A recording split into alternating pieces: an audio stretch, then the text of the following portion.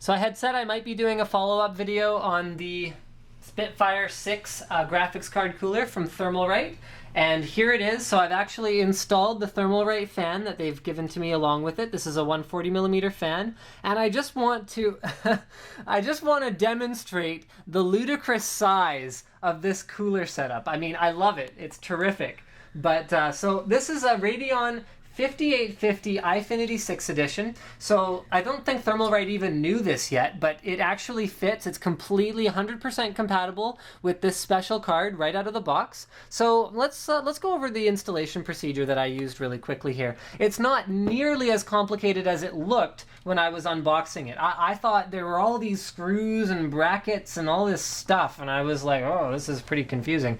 But actually, it's really simple. So the first thing I did was I installed the Vrm Cooler.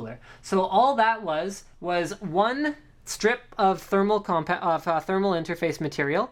So that's under there. And then you just put it up against the voltage regulators, and you put in 2 thumb screws with plastic washers from the back. That's it. That simple to install that piece. The next piece that I installed was all of the RAM coolers. So Thermalright includes an abundance of RAM chip heatsinks. So I actually used 12 of these, so I used all of the regular sized ones, but they also included several long skinny ones, as well as 8, or maybe it's 6, but it's a few of the ones that are low profile. So I installed 4 low profile ones down here, and then I have another 4 over here. Now, something you want to make sure you're doing when you're installing any aftermarket cooling on a video card is use isopropyl alcohol to clean off all the memory chips before you try to stick these ones to it, because otherwise you're going to ruin the thermal pads that are included on the Thermalright ones. And I should also mention that the thermal tape that they're using is excellent. I did not have any difficulties with these falling off after I applied them.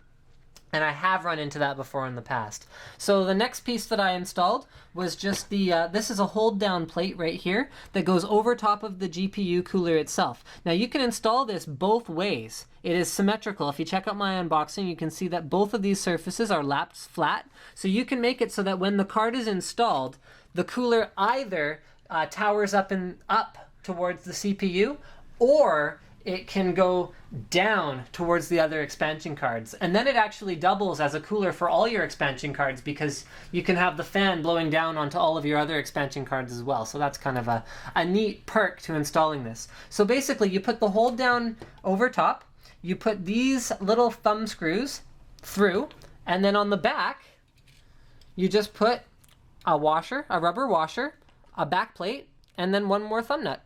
That was it. That was the whole installation procedure. And once it's installed, it looks just like ridiculously massive. I love it because it's like the size of the video card itself. And I wish I had the stock cooler here just for a quick comparison, but the stock cooler just kind of is, you know, this size, and then this thing is like huge. One other benefit, actually, that I should mention is that assuming you're not using an Eyefinity 6 edition card, and you can actually get a single slot, if you were able to get a single slot PCI bracket, Thermalright has actually engineered this cooler so that all of the things that are on the surface of the card are only single slot width. So if you got rid of this, you could actually install some other expansion card right next to your 5870, even though with the default cooler, it is a dual slot card. So thank you for checking out my quick video on the installed Spitfire 6 and Radeon Eyefinity 6 edition.